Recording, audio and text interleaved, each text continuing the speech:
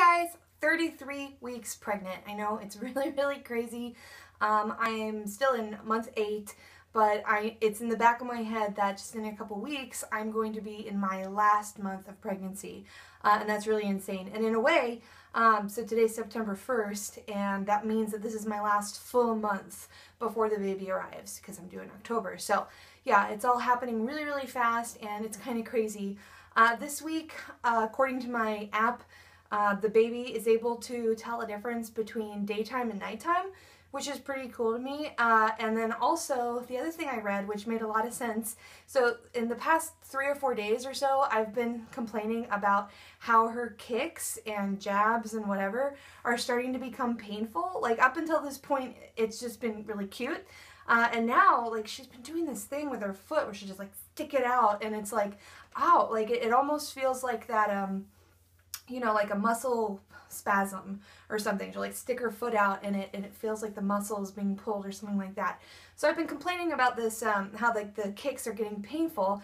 And I also read in my app this week that for week 33, it's the first time in pregnancy that there's less amniotic fluid than there is baby. So up until this point, there's more amniotic fluid than baby in terms of the ratio, and now the baby is so large that there's much less amniotic fluid, which means there's less cushioning between me and her. So it makes total sense that I'm feeling more pain from her kicks. So besides kicks becoming more uncomfortable, I'm becoming more uncomfortable in general, and that's really my main symptom.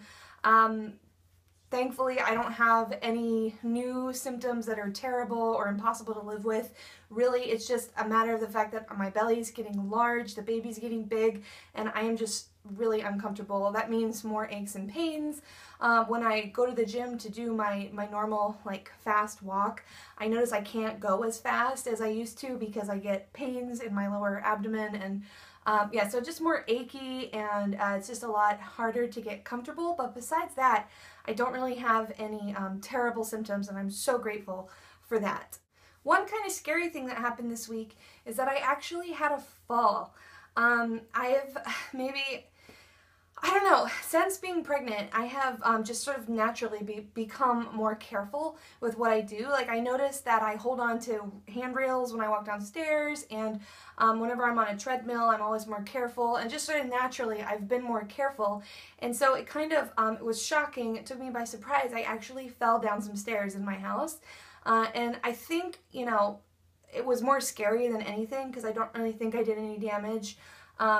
I hardly hurt myself, and I certainly didn't hurt the baby because she's been absolutely fine. There was no change in her movement or anything, but I have this set of stairs in my house that's like only 3 stairs high, so it's just it's like 3 stairs, and I think that's why I wasn't being careful, because it's just this like small amount of stairs, but I like misstepped on my first step, and I fell, you know, sort of like slid down the stairs. But as I fell, you know, it all happened so quickly, but I was thinking, don't hit the baby, don't hit the baby. So I put my hand down, and I feel like my arm took the entire impact of the fall. So my arm hit the stair, and then I was sort of like flattened out at that point, and just the middle of my back kind of hit the stair. But besides that, I didn't like fall flat on my butt or my belly or anything like that. But it was really scary, and my arm was kind of sore afterwards, and I have noticed that I have a bruise on my back.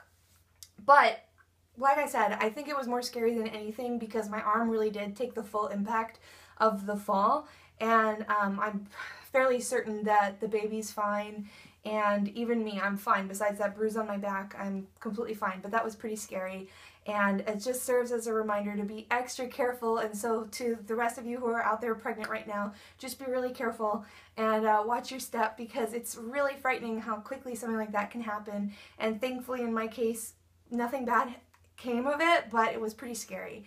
So what else has been going on for me this week? Really, it's been stuff in my head. So now that I'm in week 33, I'm really just finding that I'm making those lists, making sure that I have everything checked off that I want to have finished before the baby's here. And so some of the things that I'm thinking about now, first of all, finding a pediatrician. So I started my search for a pediatrician actually a couple weeks ago, and I found some names that looked good. And one in particular, I liked the woman's profile and, you know, her philosophy on you know, why she became a doctor and all that stuff sounded really good.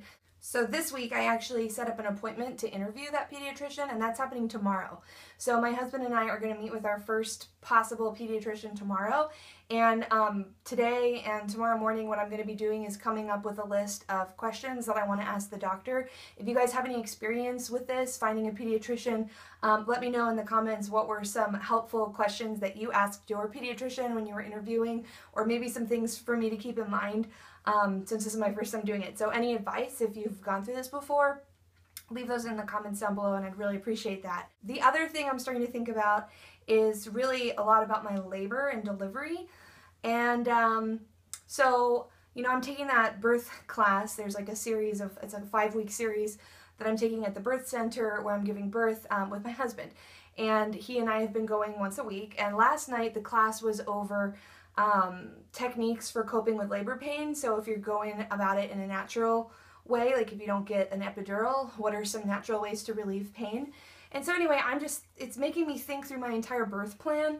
And I think probably in this next coming week, one of my big projects is going to be to come up with a birth plan, at least for my sake. Like I want to know, you know, think through all the things that I need to think through, and make sure I have a clear idea about what I want. And definitely the place where I'm giving birth, they are very receptive to the idea of a birth plan. My OB actually told me to write a birth plan because she said they're very helpful to us when you're giving birth. Make sure it's 1 page long, and put all of your desires right there on that birth plan, and we will try to follow that as best we can. So that's going to be my project this week. Again, if you have experience with writing a birth plan, any wisdom would be appreciated. You can leave those down in the comments as well. And then besides my birth plan, or I guess part of the whole labor and delivery thing, and this is what I'm going to talk about for the diabetes portion of my update this week, is I'm starting to think through blood sugar management during labor and delivery. So you don't stop being diabetic, and when you're in labor, it's a pretty all-consuming thing, and it can last for 24 hours, 36 hours, 48. I mean, it can go on a long time.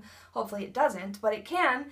And I need to figure out a plan about what to do with my blood sugars. So hopefully, like ideally, I wouldn't be induced. I'd go into labor naturally. This is, you know, my ideal plan.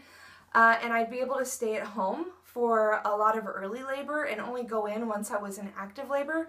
So in that case, it seems like my husband is pretty well equipped to handle, you know, blood sugar checks, and he and I have been talking about how he wants me to, you know, sit down with him and write down exactly what to do. So maybe check my blood sugar once every hour. If it's above X number, give me this amount of Humalog. If it's below this number, give me this amount of glucose. You know, like really sit down and plan exactly what I'm going to do to try to keep my blood sugars as normal as possible during labor. And then the plan changes once we go to the hospital. So this is kind of something that's going to need to wait until I have my hospital tour or the birth center tour. And during that tour, it's a private, like 2-hour tour with one of the labor and delivery nurses.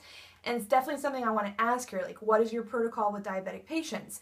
Do they get hooked up to an IV right away? Am I going to be put on a insulin drip? I need to find these things out. Because if the answer is no, like if the answer is no, we don't immediately just hook you up to that stuff, then my husband and I need to talk through, okay, what are we going to do? And you know, just, it takes some planning. And so that's another thing that I've been thinking about this week. And again, for you type 1s who've had babies, any knowledge, wisdom, information you have for me, I would really appreciate hearing anything that like you went through and what your experience was like in the hospital. Did they manage your blood sugars completely? Like, did they just take over control of blood sugar management? When they did that, if they did that, did they mess it up? Because that's one of my fears, is like I have this very specific way of keeping my blood sugars, you know, steady, and I'm afraid if the hospital just takes over, it's going to be a different method, and there may be, you know, maybe my blood sugars will fluctuate a little bit. I don't know, and maybe that's silly. I'm not saying that I don't trust hospital staff. I absolutely do. But it's one of the thoughts that I've been having, like, how's that going to work to just shift over to a different way of doing things? So anyway, that's what's been going on for me this week.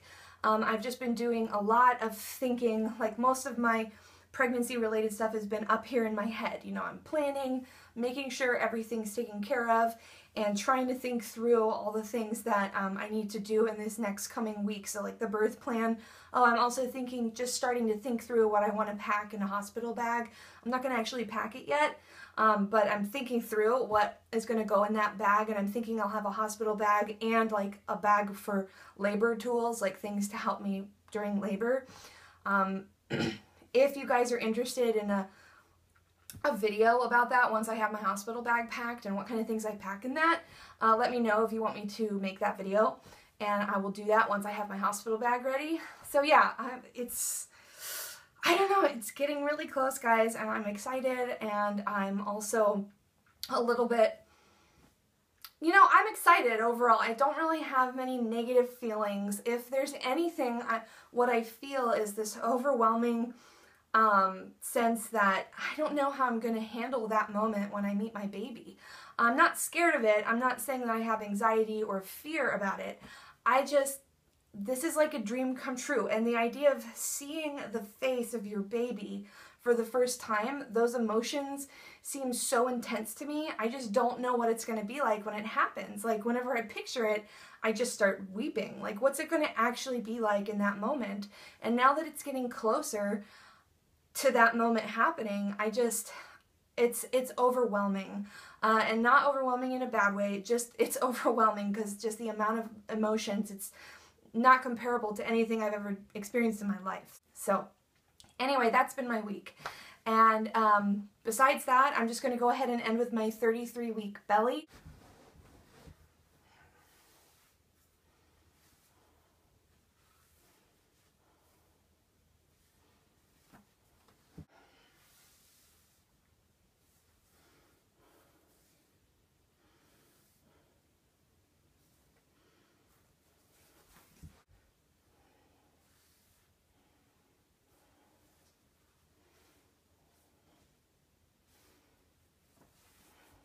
Alright guys, that's it for 33 weeks. Thanks so much for watching, as always. If you didn't see my last update, I have started an Instagram account. It's mainly for showing kind of like what I eat as a type 1 diabetic, this low carb stuff, but there's also some baby related things in there. So if you're interested in following me on Instagram, go ahead and do that. I'll leave a link down below so that you can see that. And yeah, I hope you guys had a great week, and will have a great week. And until next time, I guess, yes, I will have an NST update for you next time, because that appointment is happening on Wednesday, and I usually film on Thursday. So next week, I will tell you all about my first NST, non-stress test, and my OB appointment that'll follow that. So, ooh, it's exciting. Anyway, I will see you guys next week. Bye.